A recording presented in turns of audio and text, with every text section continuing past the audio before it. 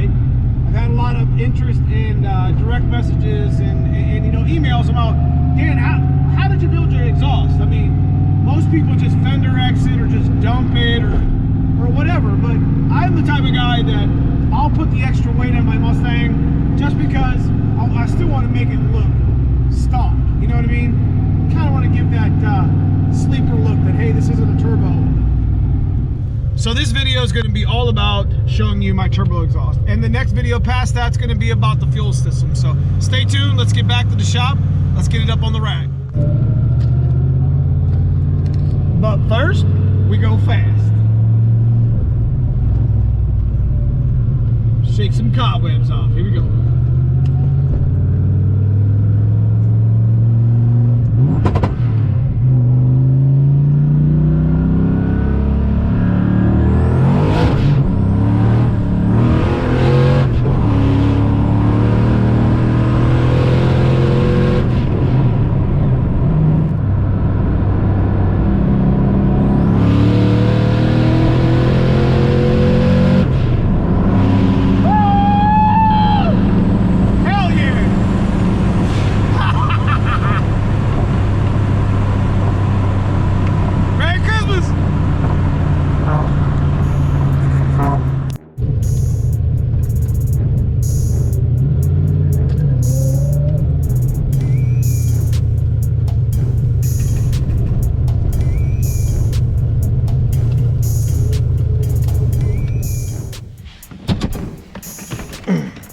All right, enough fun. Can't believe I'm actually driving my Mustang on December, but it is what it is. So let's go ahead and get here in the shop, get a thing up on the rack, and I will show you what turbo exhaust system that I'm currently running. Now, if you guys follow the channel for a while, you know that I did the turbo sound and turbo mufflers video a while back, which you can find here. I decided to actually do a detailed exhaust video on it instead, just because I wanted to get really detailed on what I did with the tails and how the Y pipe looks, because I don't think I showed that very much in that video. So let's get in here, get it up on the rack, and I'll show you. All right, guys, I can't do a turbo exhaust video without actually showing you or explaining to you in brief detail what the turbo exhaust and the turbo system is all about.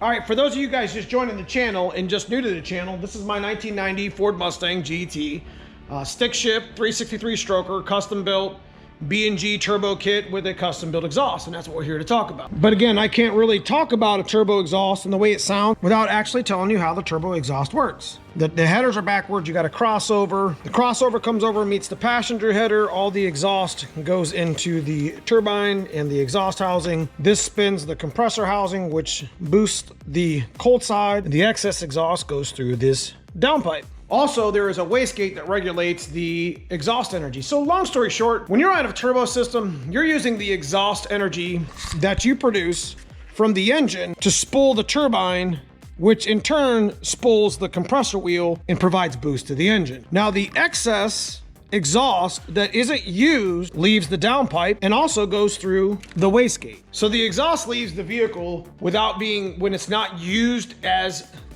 energy to spool the compressor, through the downpipe, which is usually just a single pipe, and through the wastegate, which is regulated by boost. Now, what's this say? Why is this a big deal with the video that we're trying to do here? Well, in turn, your exhaust is gonna sound a little bit different. A turbo exhaust isn't normally gonna sound real raspy and thumpy and loud like a normal long tube header or even just an H-pipe exhaust setup, catback, whatever. They sound a little bit different, but they still sound pretty awesome if you do them right. So I'm gonna get this car up. I'm gonna show you how my exhaust looks underneath, since I've given you a brief detailed version on how this turbo system actually works. This is a 3.5 inch downpipe that I custom built. Usually there's a bung right here. This is where my wideband usually goes. I have it unhooked right now. And depending on what kind of turbo system you run, some people run 3 inch, some people run 3.5. You'll see a lot of people run their turbo exhaust and they'll just fender exit or put it here in the spats or even put it up here in the hood. When you're doing a fender exit or you're doing a hood exit, it's actually kind of good because it gets all that excess back pressure exhaust energy out the downpipe and allows the turbo to flow pretty well. But we'll get into that. Let me get the car.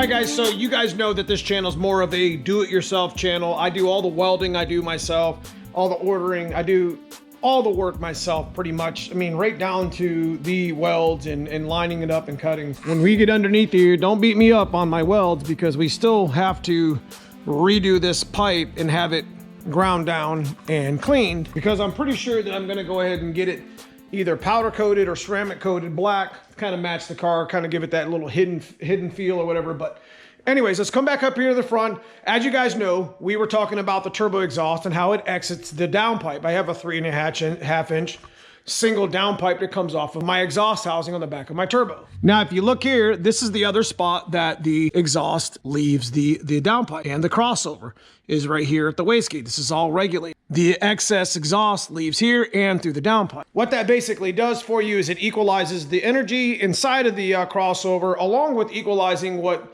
the turbine is using to spin the compression wheel. I just felt I should briefly explain it to you real quick. Now let's get into the actual exhaust.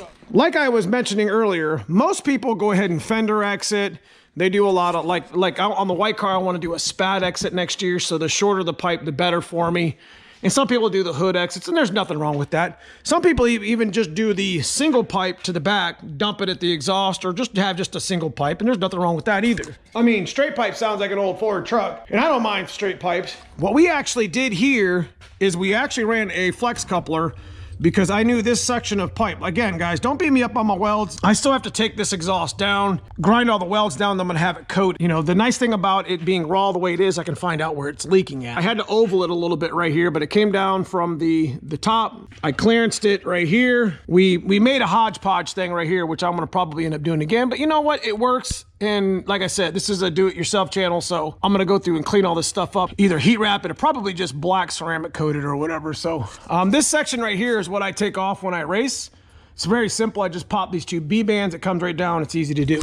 Now the rest of the exhaust I actually had to make, and it's actually hard piped to the car. What I mean by that is that the actual pipes are actually mounted to the car for stability. It's kind of nice. I like the way it works. So basically I came down here and turned a 3.5 into a 3, and it Y pipes on this merge collector. So I had a 3.5 that went on two bends. I used a lot of slip fit stuff here, guys, and I'm not proud of the way it looks, but it works. I mean, you see how close it is to my drive shaft. You see how close it is to my floor. It's nice and tucked. I ended up throwing up a little bit of a hanger here coming out of the floor. That way, when this section is off, then this section is still mounted to the car, because when I race, all this stuff is still on. And this is like 200 pounds. So then I came back through here. I actually made two little mounts that come through the floor, and I mounted each side of the pipes to give it more stability so it doesn't move. Had to clearance a little bit here from my drive shaft so I could pull it down if I ever needed to. Looks like I scratched it a little bit, but I don't think it's that bad. And then I put two Borla XS mufflers. Now these are the 3-inch Borla mufflers that I actually used on the exhaust, 40353. I felt they actually sounded the best in my opinion, and you probably heard it, earlier in the video. You heard the car. I mean, it's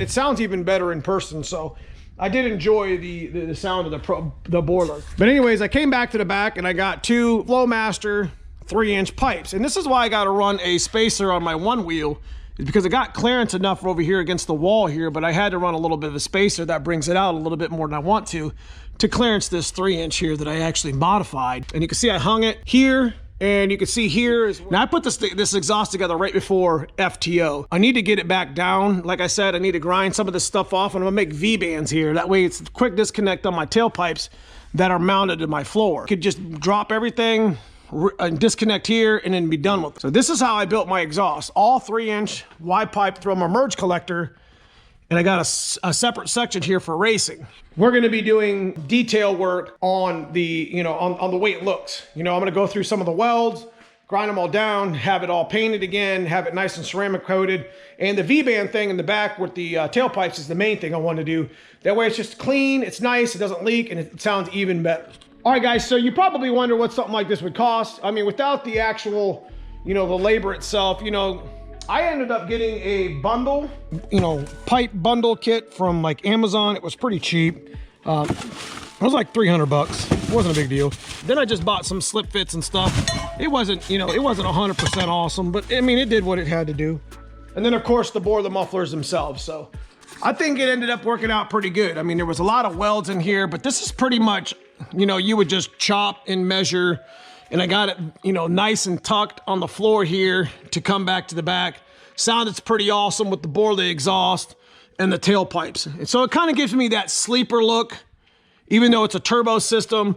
And it's not too bad either. So if I drop this piece to race, or I could drop this piece, and you see I mounted it right here before the cross member, so I could drop my whole trans. It makes it easy. There's not a big exhaust here or H pipe or something in my way. I've made it so it works the way I like it to work. I hope you guys enjoy it. I wanted to show my actual exhaust. Like I said, this is a do-it-yourself channel, guys. So, I mean, I get the whole welding thing. It's just a MIG weld. I'm gonna go back through that. It's gonna look better. I'll probably make a video on it and you guys will see it. But I've been running like that for about a year. I like the way it sounds. I like the way, you know, it's nice and quiet on the road, but you can hear the wastegate, and, you know, it's still got that little bit of rumble to it. I mean, it don't have that big thump, raspy cam sound to it, like a good set of long tubes or an H-pipe would sound. But it definitely does its trick. And it's got dual exhaust pipes, so people won't think it's a turbo exhaust. Sneaky. All right, guys, so that's it for today. I got a lot of questions about how I did my dual exhaust, so, you know, there it is. If you enjoy these types of videos, hit that comment and that like below. Hit that subscribe if you enjoy the channel, and that bell next to it so you get notified when I upload videos like this. Outside of that, guys, that's pretty much all I got for you today. You want to check out that membership below, that join button. There is perks for being a member of the channel. And outside of that, guys, I will see you guys soon in the next video. Thank you for watching.